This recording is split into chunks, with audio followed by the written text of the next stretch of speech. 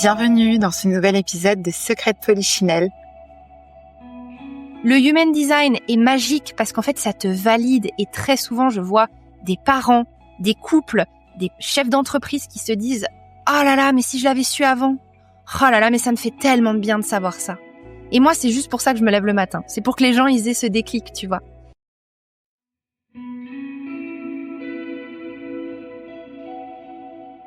Vous avez du mal à retrouver le sommeil ?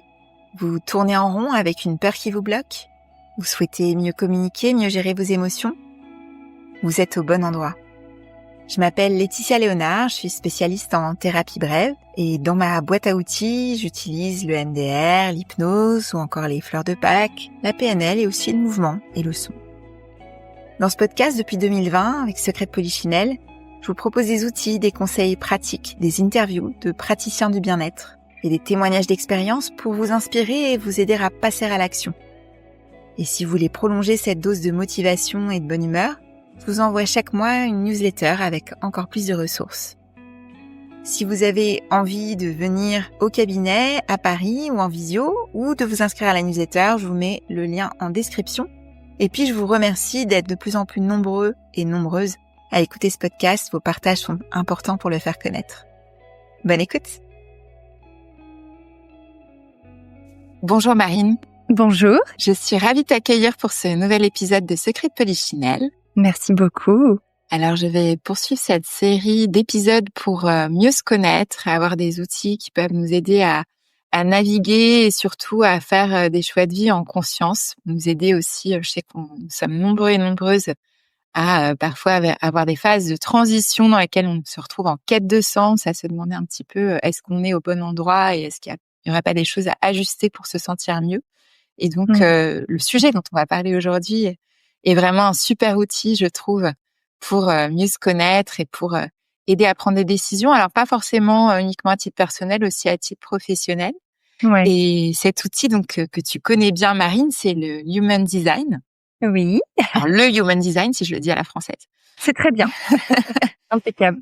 Est-ce que tu peux nous expliquer, parce que derrière tous ces noms, tous ces outils qui arrivent, ces méthodes, on s'y perd un peu. Donc, si tu peux nous expliquer en quelques mots de quoi il s'agit. Bien sûr. Alors, le Human Design, tu l'as très bien présenté comme un outil. Et ça va être important pour moi d'ancrer ça d'emblée. Ça n'est pas dogmatique, ça n'est pas un système de croyance. Moi, je le présente vraiment comme un outil, un langage de conscience de soi et des autres. Et c'est un système qui est très intéressant puisqu'il il propose une synthèse qui va être très transversale, très granulaire, à la fois de sciences modernes et de savoirs ancestraux. Et cette juxtaposition de tous ces éléments va nous offrir une grille de lecture, une carte très précise de comment l'énergie circule en chacun de nous. Et quand tu découvres une charte en Human Design, tu accèdes en fait au système de guidance interne d'une personne. Et ce que ça apporte, c'est des clés sur son fonctionnement naturel. Donc, ça nous offre des clés de compréhension sur la façon dont cette personne opère en synergie avec son énergie à elle. Et donc, on le sait aujourd'hui, avec notamment les avancées de la physique quantique, tout est énergie.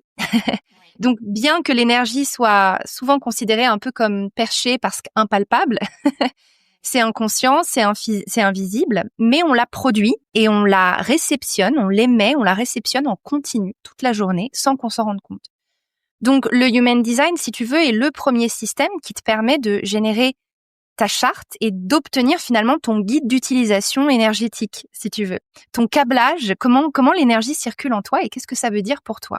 Okay. Et ce qui est assez fascinant, c'est, moi j'ai beaucoup travaillé en entreprise et aussi avec beaucoup de thérapeutes.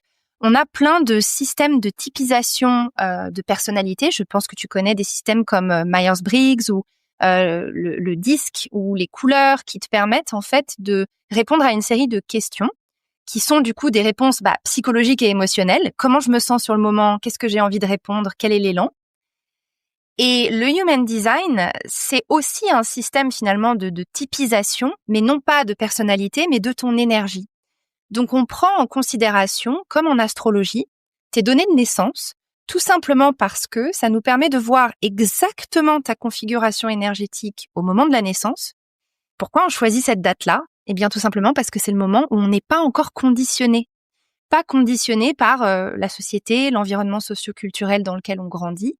Et ça nous permet d'avoir un point d'ancrage sur voilà comment la personne opère avant d'avoir été obligée de s'adapter pour survivre, pour se socialiser, etc.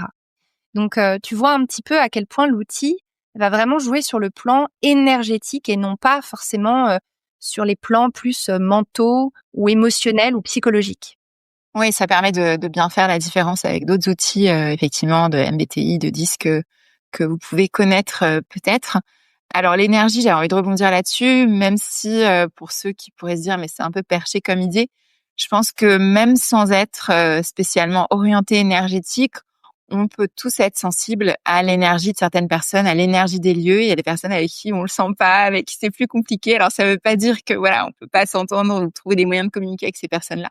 Mais voilà, on sent bien qu'il y a quand même des histoires d'énergie qui peuvent jouer, des endroits où on se sent pas forcément bien ou au contraire, on se sent très bien. Et donc, ils sont propres à chacun. Alors, je me permets de rebondir pour les personnes qui se posent tout de suite plus de questions par rapport à ce que tu disais sur le fait qu'on part de la date de naissance. Alors, à la fois, c'est super parce qu'on se dit effectivement, on n'est pas encore conditionné à ce moment-là, donc ça vient aller regarder notre identité. Forcément, certains vont me demander, mais alors est-ce que ça veut dire que tout est déjà déterminé à la naissance et que finalement, ça enlève tout libre arbitre pour la suite? Comment est-ce que tu réponds à ça justement par rapport à l'approche? Alors, on part de ce moment de la vie d'une personne qui est le moment de la naissance, parce que à ce moment-là, tu as déjà été imprégné, influencé par la position des planètes et le champ d'énergie qui va traverser ton corps énergétique et ton ADN aussi, et y laisser des empreintes. Alors, bien sûr, pas au sens biologique, mais au sens énergétique. Et c'est ça qui va déterminer les activations de ta charte et du coup, ton empreinte énergétique. Les deux, si tu veux, pour moi, en fait, rien n'est figé. Le fait qu'on utilise ce scan du moment de ta naissance, ça n'est pas du tout pour dire tu es prédéfini, rien ne peut changer, puisqu'en réalité, chaque jour, chaque minute de ton existence, tout change, tout est en mouvement, tout évolue. Le Human Design du moment de ta naissance, ce fameux scan de ton énergie qu'on obtient avec ta date de naissance, ne te sert en fait que de référence. Du coup, ce que ça permet, c'est de faire un état des lieux entre la vie actuelle que tu as en tant que peut-être adulte ou jeune adulte et de te dire, OK, qu'est-ce qui, pour le coup, est source de friction, de résistance, de problèmes ou au contraire, qu'est-ce qui me nourrit et qu'est-ce que j'ai choisi en conscience. Et de comparer ça à ta charte de naissance te permet de dire, ah bah par essence, je suis fait comme ça ou je suis faite comme ça. C'est pas étonnant que ça résonne. C'est plutôt ça, le point d'ancrage du Human Design au moment de la naissance te permet simplement d'avoir à un moment donné l'essence de la personne la moins conditionnée possible en référence. Pour finir, en revanche, sache que tout est en mouvement. Tu as tout à fait raison de le préciser. Le Human Design ne fait pas de prédictif. Il te demande juste cette ouverture sur ton essence. Est-ce que ça vibre? Est-ce que ça résonne pour toi? Versus comment tu vis aujourd'hui et qu'est-ce que tu vas pouvoir fluidifier grâce à cette information-là. Et tout au quotidien, on est tous, entre guillemets, influencés par ce qui se passe là-haut, au-dessus de nos têtes. Le Human Design ne te dit pas « tu es ça ». Il te dit « voilà comment tu fonctionnes ». Et c'est très important de le préciser, c'est différent. Ouais, voilà. Très clair et je trouve ça très complémentaire, tu vois, par rapport à mon approche en thérapie brève où je trouve qu'une fois que tu as justement déconstruit tes croyances limitantes, dépassé tes traumas, enfin voilà, digérer des choses douloureuses, de pouvoir aller ensuite revenir à l'essence. J'aime bien l'approche et je trouve ça tout à fait complémentaire pour avancer. Complètement. Et alors, en termes d'origine, tu en as un petit peu parlé, ça s'inspire de différentes choses. Est-ce que, je sais pas si tu avais 2-3 mots à dire là-dessus, d'où ça vient, qui a commencé à implémenter ça, le Human Design? Le Human Design a été fondé par Robert Alan Krakauer, qui était canadien, puisque du Canada, il a fait beaucoup de choses. Il a une vie assez dense. Il a été universitaire, il a fait de la musique, il a travaillé dans la pub. Mais ce qu'on sait de lui, c'est qu'il a fait énormément de recherches dans des années. Le Human Design a été brandé, a été nommé en 1987, donc tu vois, à peine 37 ans. Et dans ces années-là, on a fait des énormes bonds en avant en termes de science et aussi en termes d'avancée de la physique quantique et de la biologie de l'être humain. Rapidement, mais on a découvert que l'ADN n'était justement pas prédéfini, que l'ADN pouvait évoluer au cours de la vie d'une personne et pas seulement en fonction la lignée de ses parents, etc. On a découvert plein de choses en physique quantique sur l'évolution au niveau de l'énergie, la dimension énergétique, notamment l'astrologie, puisqu'on le retrouve dans le Human Design, la Kabbale avec l'arbre de vie, le système des chakras hindous, au niveau notamment des centres énergétiques qui câblent le corps. Tu vas retrouver également le Yi-King chinois avec les hexagrammes, qui sont en fait un système de numérotation de clés énergétiques dans le corps, un peu comme les méridiens en médecine chinoise, si tu veux, pour simplifier. Ouais.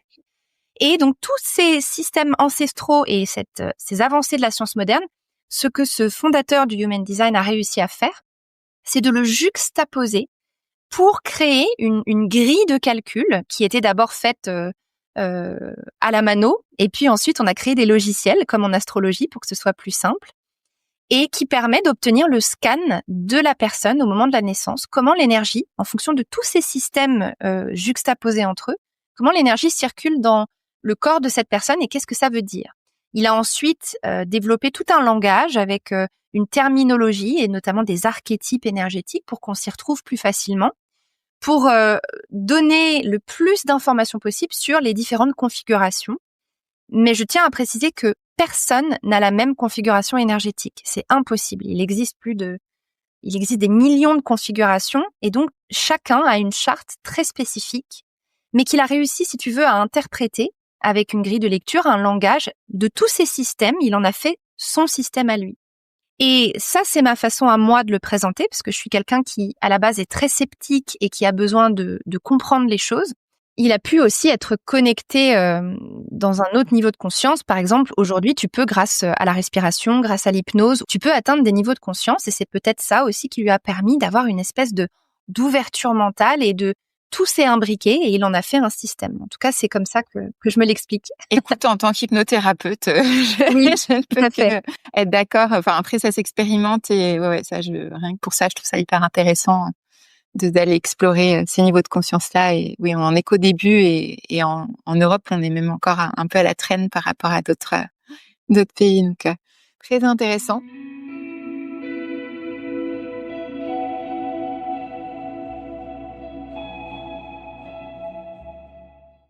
Alors, tu parlais d'archétypes. Alors, évidemment, comme tu disais, chacun a sa propre charte. Est-ce que toutefois, pourrait présenter en quelques mots les principaux archétypes ?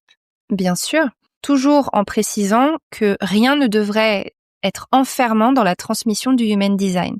Donc, lorsque vous écoutez cet épisode et que vous découvrez peut-être les archétypes énergétiques en Human Design, de ne pas se dire « Ah, je suis tel type ou tel type », du coup, c'est immuable. Au contraire, deux personnes du même type peuvent être complètement différentes. Ça va dépendre de tout un tas de choses et de couches d'analyse de la charte d'une personne.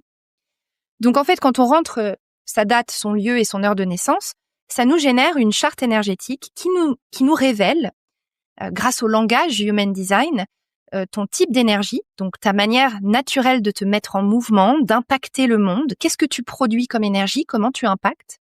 Ton autorité intérieure, donc ça va être ton mécanisme de prise de décision. Comment tu respectes ton corps et non pas le mental ou la pression extérieure pour prendre des décisions.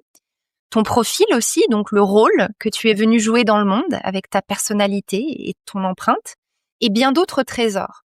Mais le Human Design, quand il a été fondé, n'avait pas de type énergétique, d'archétype. C'est le fondateur qui, plusieurs années plus tard, s'est dit « Il y a quand même des couleurs d'énergie qui ressortent, tu vois, et donc je vais leur donner un nom pour aider les gens à mieux se repérer dans quelle est mon empreinte, quelle est ma couleur énergétique. » Alors, tu vas avoir 5 grands types énergétiques.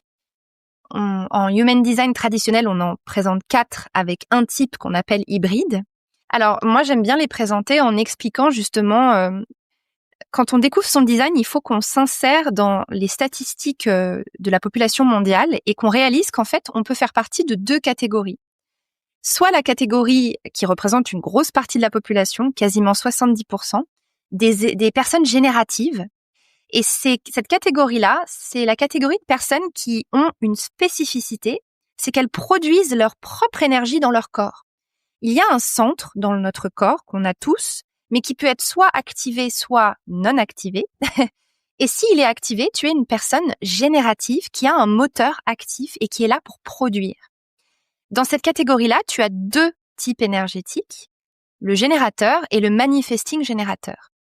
Le manifesting générateur, c'est un type qu'on appelle hybride parce qu'il est générateur, il est producteur d'énergie, mais il a d'autres caractéristiques qui l'empruntent par son câblage propre à un autre type. Donc, je vais en parler dans un instant. Mais en gros, les personnes génératives, donc générateur, manifesting générateur, ce sont les créateurs, les bâtisseurs, les fondateurs, les faiseurs de notre monde. Comme moi, je suis générateur, donc je connais bien, comme on a de l'énergie, on en a à revendre, on est plutôt dans la création, dans la co-création, dans bâtir, dans mener des projets à bien, créer, remplir des rôles dans le monde qui sont plus dans le faire, dans la création. OK ? Et l'autre partie de la population ont cette spécificité que ce fameux centre moteur, eh bien, ils l'ont ouvert, ils ne l'ont pas activé. Et donc, les trois autres types, on les appelle les types non énergétiques, c'est-à-dire qu'ils vont avoir des rôles dans la société qui sont plus de l'ordre de la vision, l'initiation, ou le conseil, ou la guidance, et moins être dans le faire. Et ça, tu vois, c'est important de le noter. Et donc, ces trois autres types, on va avoir les projecteurs, parmi eux. Les projecteurs représentent environ 20% de la population, et ils ont une énergie très profonde, très pénétrante. C'est des personnes qui ont une aura qui fonctionne beaucoup mieux en one-to-one, tu vois, personne à personne. Et c'est des personnes qui vont être beaucoup plus à l'aise dans des rôles de guidance, de chef d'orchestre, de donner des perspectives, de donner des conseils dans leur niche, dans leur expertise. Ensuite, tu as les manifesteurs qui, eux, représentent environ 8 à 9% de la population. Ils sont donc plus rares. Les manifesteurs sont les initiateurs de ce monde. C'est les visionnaires, les personnes qui sont moins dans le faire, plus dans « j'ai déjà un train d'avance sur tout le monde et j'ai déjà une vision sur ce qui pourrait se passer. Puis après, je vais avoir besoin de votre aide, les génératifs, tu vois, pour créer ce que j'ai en vision. » Et le fondateur du Human Design était manifesteur. Il avait vraiment ce truc de j'ai la vision d'un système et ensuite j'ai d'autres personnes qui vont prendre le relais et qui vont le transmettre. Mais moi, mon travail, c'est l'initiation, c'est la vision. Une énergie beaucoup plus bouclier. C'est des gens qui vont s'ouvrir uniquement quand ils sentent que ça n'entrave pas leur flow, leur énergie. Des gens qui sont très libres, très indépendants, les manifesteurs. Et on le sent notamment chez les enfants. C'est des énergies peut-être un peu plus wow, il y a beaucoup d'énergie, il y a beaucoup de puissance et ça fonctionne un peu comme un bouclier, tu vois. Voilà. Et enfin, le dernier type qui est lui aussi non énergétique, qui emprunte son énergie chez les autres, c'est le type des réflecteurs. Et alors ce type, il est absolument fascinant, très rare, 1 à 2% de la population seulement. Et ce type, en fait, ce qui le caractérise, c'est qu'il est complètement ouvert. Il ne produit aucune énergie dans son corps, il ne se fait que traverser par l'énergie du monde, de l'environnement, des gens. Et ces personnes-là sont de véritables caméléons énergétiques et ils sont extrêmement puissants parce qu'ils sont dans la lenteur de leur propre cycle. C'est des gens qui sont très influencés par la nature, par les transits, par la lune et qui vont du coup absorber l'énergie de l'extérieur et faire miroir à cette énergie.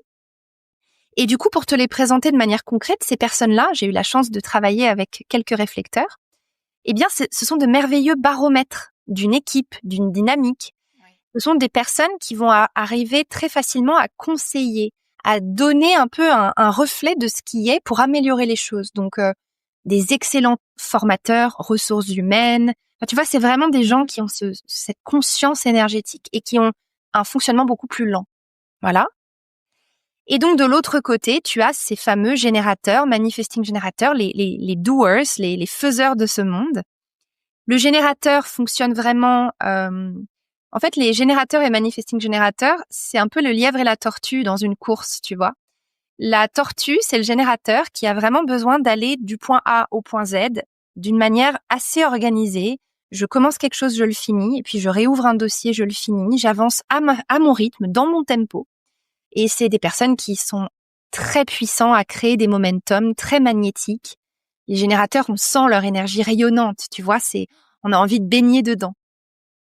Les manifesting générateurs sont des générateurs par essence, mais ils ont ce truc en plus, ce côté hybride, qu'il fait que leur processus est beaucoup plus en zigzag, comme le lièvre, tu vois, ils arrivent au même moment à la ligne d'arrivée, mais voilà, ils sont plus en zigzag. Et c'est des gens qui sont dans le multitâche, dans le multidimensionnel. Ils ont beaucoup besoin d'explorer, de faire quelque chose et pas forcément le finir parce qu'ils vont commencer autre chose et créer à partir de ça. C'est des gens qui sont beaucoup plus dans un processus multidimensionnel, cross-fonctionnel et qui ont besoin de diversité et de liberté de mouvement. Donc typiquement, quand vous avez un enfant manifesting générateur, de lui dire « termine ce que tu as commencé », c'est un peu contre nature pour lui, tu vois. Donc voilà un peu les grands archétypes, les grandes empreintes énergétiques en Human Design. Très clair. Et je dirais que le manifesting générateur, c'est pas évident pour lui en France parce que justement, les multi, être sur plusieurs projets à la fois, même si maintenant avec la nouvelle génération, on en a beaucoup plus et donc on en parle davantage, c'est pas forcément plus adapté à un profil anglophone. Et je fais la transition parce que je sais que Bien tu sûr. as un parcours aussi anglophone et c'est aussi ça qui m'a intéressée dans le fait d'interviewer parce que, effectivement, pour ceux et celles qui me suivent depuis un moment, vous savez sans doute que j'ai passé plus de 6 ans dans des pays anglophones, en Irlande, en Australie et aux États-Unis. Et je sais que nous avons ça en commun.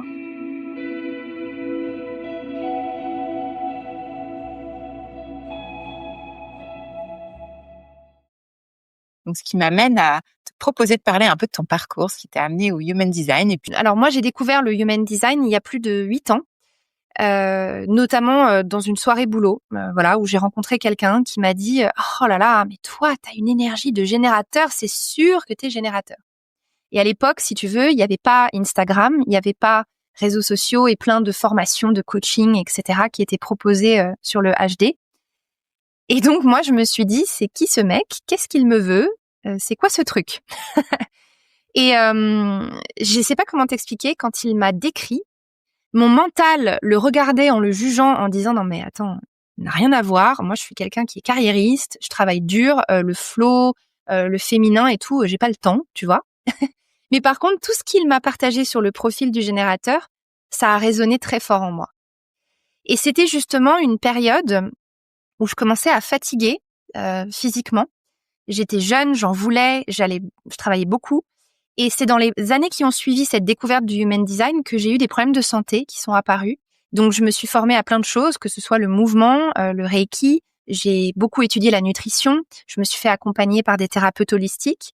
Et c'est dans ce moment-là de ma vie que le Human Design est revenu à ma conscience et je me suis dit, en fait, je veux en connaître plus de détails. À l'époque, il n'y avait pas de formation simple. Il fallait simplement se certifier. C'était la seule voie. Donc, moi, j'ai fait la International Human Design School en Californie, qui est une école traditionnelle. Et du coup, de fil en aiguille, à être sceptique, à vouloir mieux comprendre, à vouloir me former, j'ai fait plusieurs années d'études, quasiment 5 ans, et je suis devenue analyste. Mais un peu malgré moi, tu vois, c'était pas quelque chose, je voulais pas devenir analyste, c'était pas un objectif. En parallèle de ça, j'ai appris plein de choses sur moi, sur mon couple de l'époque. Ça m'a beaucoup aidé en fait à m'écouter, à mieux me comprendre. Et je travaillais en entreprise, en salarié, j'étais directrice d'une équipe et je me suis dit mais c'est pas possible, ce système, il est trop puissant, il faut que je l'applique avec mon équipe. Du coup, j'ai découvert qu'il y avait une branche d'application business du Human Design qui existait, qui s'appelle la BG5, la BG5. Et j'ai fait 2 ans de formation avec la BG5 pour appliquer tout ce que j'avais appris en traditionnel dans le monde de l'entreprise. Et c'est là où pour moi, ça a été un énorme déclic. Les 4-5 dernières années que j'ai passées avant le Covid dans mon entreprise, j'ai utilisé le Human Design, j'ai amélioré la performance de mon équipe, j'ai donné beaucoup de conseils pratiques aux personnes qui travaillaient avec moi et ça nous a soudés différemment parce qu'on remettait l'individu au cœur. Et j'ai pu faire ça pendant quelques années. Et au moment du Covid, ma vie a un petit peu changé puisque tout d'un coup, tu as 35 restaurants et il n'y a plus rien qui ouvre, il n'y a plus rien qui fonctionne, il n'y a plus le téléphone qui sonne. Et là, ça m'a un peu obligée à me prendre, j'étais un peu un train en pleine vitesse qui s'est pris un mur. Et du coup, tout ce que je n'avais jamais laissé remonter est remonté à ce moment-là. Je pense pour beaucoup de personnes, ça a été le cas. Hein. Le Covid nous a invités, forcés à ralentir, je sais pas trop. Et en fait, c'est à ce moment-là où j'ai commencé à rentrer en Europe. Je suis notamment retournée en famille parce qu'à New York, c'était très intense, le Covid. Et j'y ai passé du temps en nature, en pleine montagne, chez mes parents. Et j'ai beaucoup réfléchi à ma vie. Et au moment de la réouverture de tous les restaurants et des unités à New York, on m'a proposé un peu le job de mes rêves puisque la boîte dans laquelle je travaillais a été rachetée. Et on m'a dit, écoute Marine, t'es là depuis 10 ans, tu connais tout, rejoint la nouvelle équipe. Et c'était vraiment le job pour lequel j'avais bossé pendant 10 ans. Et avec tout ce travail que j'ai fait sur moi-même, sur mon énergie, sur ma santé, c'est comme si à ce moment-là, j'ai senti, c'est mon autorité, dans mon corps, j'ai senti non, tu peux pas y retourner. Tu peux pas retourner dans la roue de hamster, tu vas y laisser ta peau. Donc à ce moment-là, pendant le Covid, j'avais mis en place pendant les 2 années une transition. J'étais en France, mais j'avais décidé aussi d'aller vivre un peu en Californie. Et donc j'ai emménagé officiellement à Los Angeles à ce moment-là. J'ai fait du consulting pour des chefs, pour des restaurants, un peu en transition. Mais plus j'avançais, plus je me disais, c'est plus aligné en fait, c'est plus toi. Et plus je passais du temps en Europe, notamment au Portugal, où j'habite aujourd'hui, où j'ai eu un énorme coup de cœur pour ces terres, plus je rencontrais des gens, plus je me disais, c'est plus possible. Et pour te la faire courte et pour finir toute cette explication sur ma vie et ma carrière, à ce moment-là, mon retour en Europe, j'ai eu un réel engouement des gens pour le human design qui était très peu connu encore il y a quelques années et qui était en train de s'ouvrir en France notamment. Et il n'y avait pas de contenu en français qui existait vraiment. Tu vois, il n'y avait rien de maturé, d'intégré. C'était quand même très obscur ce que tu trouvais sur les réseaux en français. Et c'est à ce moment-là où j'ai eu énormément de demandes. Coach-moi, apprends-moi, explique-moi. Donc en fait, mon business aujourd'hui, il est né très organiquement en réponse à une demande grandissante des gens qui ne retrouvaient pas de ressources fiables dans leur langue, tu vois. Et moi, j'ai vécu le boom du human design aux US. Je me suis formée en anglais. J'avais tout ce contenu en anglais qui était très simple pour moi à retranscrire dans ma langue natale, tu vois. Et donc, petit à petit, mon business s'est structuré. Mon partenaire que j'ai rencontré au Portugal et avec qui je vis aujourd'hui m'a beaucoup aidé à prendre confiance et m'a dit, allez, on le fait à 2, on lance le projet, les gens ont envie d'avoir du contenu. Et de fil en aiguille, j'ai créé mon Human Design qui aujourd'hui est une merveilleuse plateforme justement pour les gens qui veulent explorer. Parce que moi, je transmets, mais d'une manière ultra vivante, concrète, contemporaine et appliquée. Parce que j'ai trop souffert de mes propres études en Human Design où en fait c'était très poussiéreux, c'était très obscur. On jouait sur le manque de clarté pour pas trop donner, tu vois, il y avait un peu ce côté. Et aujourd'hui, je le transmets pour que ça reste un outil, ni plus ni moins, mais qui te permet, de manière plus concrète, quoi, un outil de prise de décision, de comprendre comment on fonctionne, ouais.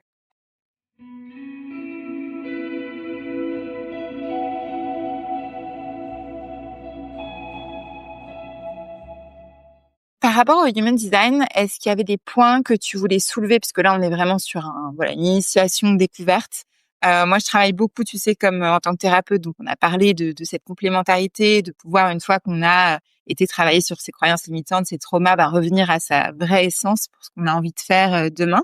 Je trouve que ça, déjà, c'est un bon point. Je travaille aussi beaucoup autour des sujets de sommeil et donc qui peut être très lié à la charge mentale. Et je pense que ça aussi, le fait de mieux se connaître, d'avoir des outils comme ça aussi puissants, ça peut aussi contribuer à alléger sa charge mentale et voilà, vivre sa vie un peu différemment. Est-ce qu'il y a autre chose que tu avais envie de communiquer aujourd'hui pour les personnes qui ne connaissent pas encore l'human design? Alors, comme toujours, comme je le dis, le plus simple, c'est d'expérimenter. Je sais que tu proposes une petite charte d'ailleurs gratuite, je crois, sur ton site. On va y venir. Est-ce que c'est ça le next step? En gros, c'est ça, c'est d'aller expérimenter pour soi.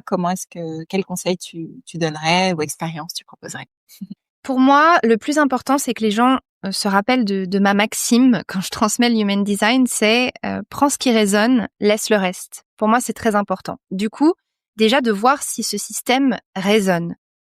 Et la première chose à faire, c'est effectivement d'aller découvrir sa charte. Mais le problème, c'est qu'il y a peu de contenus gratuits qui sont proposés. Donc, tu te retrouves avec ce qu'on appelle ta charte, ton body graph sous les yeux.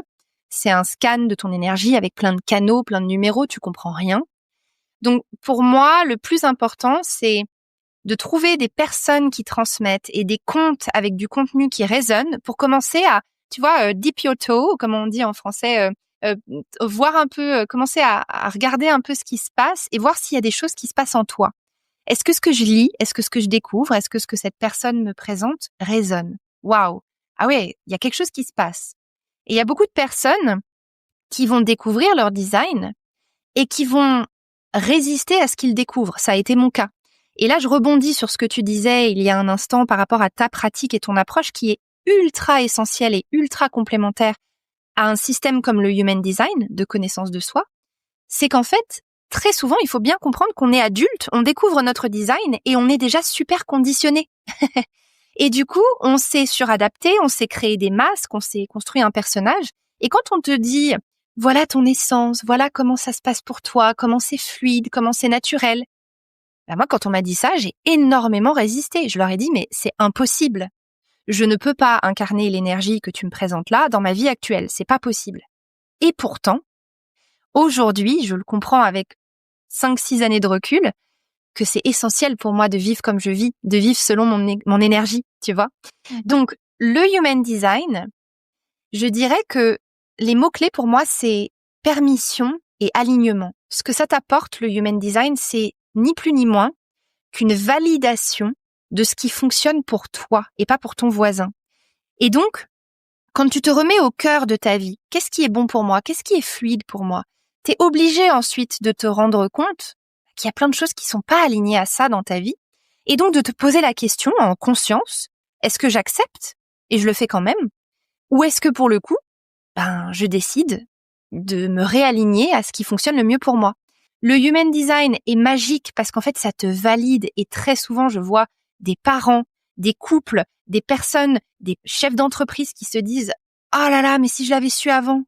Oh là là, mais ça me fait tellement de bien de savoir ça. » Et moi, c'est juste pour ça que je me lève le matin. C'est pour que les gens, ils aient ce déclic, tu vois. Sauf que une fois que tu as eu ce déclic et que tu découvres, voilà, maintenant, c'est ça ton plan d'alignement. Pour que ce soit fluide, il faut que tu sois vraiment comme ça. Et la personne, elle se dit, ouais, ok, mais alors comment je fais? Demain, je me lève, à 8h30, je dois être au bureau, j'ai 3 enfants, j'ai pas forcément un salaire qui me permet d'arrêter de bosser. Concrètement, toutes les résistances, toutes les peurs, tous les schémas limitants, toutes les croyances remontent à la surface. Et c'est là où ça va être essentiel d'être accompagné par des personnes qui font du Human Design, mais qui sont aussi capables de dire, bah ouais, mais là, il va falloir réguler. Et ça va pas venir tout de suite de l'incarner. Donc, tu vois, c'est pour ça que je voulais rebondir sur ce que tu disais. Très clair. Marine, j'ai une tradition aussi qui est de demander à mes invités s'il y a une peur que tu aimerais dépasser ou que tu as su dépasser. Alors peut-être grâce au Human Design, grâce à d'autres outils. Est-ce qu'il y aurait une peur comme ça que tu aimerais partager avec nous pour faire le lien avec, bien sûr, la pratique de thérapeute forcément? Bien sûr. Alors, moi, c'est la peur que j'ai fui dans toutes mes années de carrière, notamment aux États-Unis. Ma plus grande peur, c'était de ne pas être acceptée, d'être invisible. Et c'est pour ça que je me suradaptais. Et d'être aimée, je crois que ma plus grande peur, je l'ai réalisée cette année, tu vois, à 37 ans, donc ça a mis du temps, d'être aimée pour qui je suis vraiment. Parce que moi, j'avais une construction que mon poste, mon argent, mon niveau de salaire, mes possessions, mes masques, en somme, était ce qui faisait que j'étais aimée. Et donc, si je me montrais vraiment à mon rythme, à ma vraie voix, ma vraie couleur, on me jugerait ou potentiellement on ne m'aimerait pas. Donc, j'étais constamment en surinflammation, suradaptation, essayer de me prouver. Et effectivement, j'ai traversé ça en revenant à mon corps et en disant non plus souvent, en me laissant guider par mon autorité intérieure, même quand ça n'était pas logique ou que ça ne faisait pas partie de ma construction comme on m'avait éduquée. Et c'est là où le Human Design a été extrêmement, mais essentiel dans mon processus parce qu'en fait, ce sentiment de validation que c'est normal en fait que je ressente ça parce que c'est comme ça que je fonctionne, ça m'a permis en fait d'ancrer tout ce que je faisais, tu vois. J'ai eu une phase de boulimie un peu de dev perso, de thérapeute, de thérapie, d'outils, de formation. Et c'est quand j'ai eu le Human Design que j'ai senti qu'il y avait un fil rouge. C'est ça qui me correspond parce que c'est comme ça que je suis. Et donc, en osant ces dernières années partager mon parcours, mon approche, même si elle ne ressemble pas à ce qui se fait ailleurs, c'est ça en fait qui a... Super intéressant. Voilà. Ouais. Donc, c'est ça ma plus grande peur, c'était... et ça l'est toujours un peu, de pas être aimée pour qui je suis. Merci pour le partage. Et alors, est-ce qu'il y aurait un autre secret de Polichinelle que tu aimerais voir abordé dans un prochain épisode? Pour moi, c'est, comme tu le disais, une cause ou un sujet qui me tient particulièrement à cœur et je sens qu'il faut qu'on en parle. C'est la réhabilitation du repos. C'est la stabilisation du système nerveux. Personne n'en parle vraiment, sauf effectivement certains thérapeutes qui commencent à voir que tout part de là. Et pourtant, moi, je me suis rendu compte que j'ai tout fait, tout essayé. J'ai dépensé beaucoup d'argent fait 1000 choses pour guérir alors qu'en fait, c'était sous mon nez, mon système nerveux était hyper dérégulé. Et qu'à partir du moment où j'ai mis en place des choses simples pour sortir du mode survie dans lequel j'étais, ça a été presque un acte révolutionnaire pour moi, tu vois. Et c'est comme ça que j'ai appris à honorer mes rythmes de femme, au-delà d'entrepreneuse. Tu vois, je suis revenue à... En fait, j'allais plus aux toilettes quand j'avais envie d'aller aux toilettes. Je buvais plus quand j'avais soif. J'oubliais de manger le midi. Mais c'est pas possible, en fait. Du coup, j'étais constamment en mode énergie masculine, extériorisante, action constante. Et en fait, aujourd'hui, je trouve que dans nos sociétés, on oublie la sagesse du vide, le côté cycle, le silence, le repos. Et le Human Design, notamment pour les personnes qui sont non énergétiques, nous rappelle que, en fait, il y a certaines personnes qui sont pas faites pour être dans le faire tout le temps. Et la reconnexion au corps par le système nerveux, ses besoins, sa saisonnalité. Waouh! Pour moi, c'est vraiment réhabiliter ça. On devrait commencer par ça systématiquement. C'est un très bon point et tu vois, moi, ça fait partie des premières questions que je pose aux personnes qui viennent me voir en séance sur leur hygiène de vie, en fait. Quand est-ce que... Et en fait, effectivement, il y a énormément de gens qui déjà ne voient pas la lumière du jour, ne prennent pas de pause. Et ça commence par là, c'est-à-dire que pour faire circuler les émotions, pour effectivement stabiliser aussi le système nerveux, ça commence par ça, par la respiration, par le mouvement, par la lumière du jour. Revenir à des basiques. J'ai la chance d'avoir, tu vois, une maman qui est très comme ça, qui a toujours été à contre-courant du monde moderne. Waouh, quelle chance. Et c'est une chance, évidemment, quand t'es plus jeune, tu comprends pas tout de suite, hein, parce que t'as envie de tester des choses, de faire des choses. Et effectivement, je suis bien d'accord avec toi. Et puis même quand on a une personnalité, un profil qui se prête à l'action, on a aussi besoin de temps de repos. Et je suis bien d'accord, cette société va trop vite. On a besoin de ralentir. On le voit, hein, je veux dire, système nerveux dérégulé, personne n'en parle. Alors on te fait apprendre des choses sur toi, te développer, on te fait faire certaines thérapies, mais finalement il n'y a pas de lien entre toutes les thérapies. Et le holistique, c'est avant tout, comment tu te recalques à ta saisonnalité à toi, et ton système nerveux, c'est la base. Et du coup, c'est essentiel. Super sujet. Je vais réfléchir à de potentiels invités, effectivement, clés pour le sommeil, pour l'énergie. Merci beaucoup, Marine. Je t'en prie. C'était très chouette. J'ai été ravie d'échanger avec toi aussi sur tous ces sujets. Je remettrai en description les liens vers ton site. Alors, il y a effectivement possibilité de faire une petite charte gratuite. Enfin, petite, elle est pas petite, une charte, de pouvoir s'inscrire pour les personnes qui n'ont pas forcément tout de suite envie d'aller te voir en séance ou d'aller plus loin, mais pour avoir une première approche, je trouve que c'est chouette. Alors, on mettra le lien, et puis, comme je te l'ai proposé, moi, quand je fais des événements, des conférences ou des retraites, j'aime proposer aux personnes un petit guide gratuit, mais qui est déjà très complet, pour justement commencer à expliquer un peu, ça veut dire quoi, de quoi tout ça parle, comment je décode ma charte.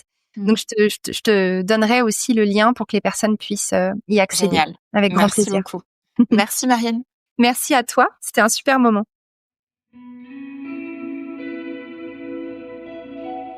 Merci d'avoir écouté cet épisode de Secrets de Polichinelle. Si l'épisode t'a plu, je t'invite à le partager avec tes proches, avec ton entourage, à mettre aussi un avis 5 étoiles ou même à me laisser un commentaire. Et puis si tu as envie d'en savoir plus sur les actualités autour du podcast, ton activité de thérapeute, je t'invite à t'inscrire à ma newsletter. Le lien est dans la bio et également sur mon compte Instagram où tu peux également me suivre, qui s'appelle laetitia.thérapie@podcast. À bientôt!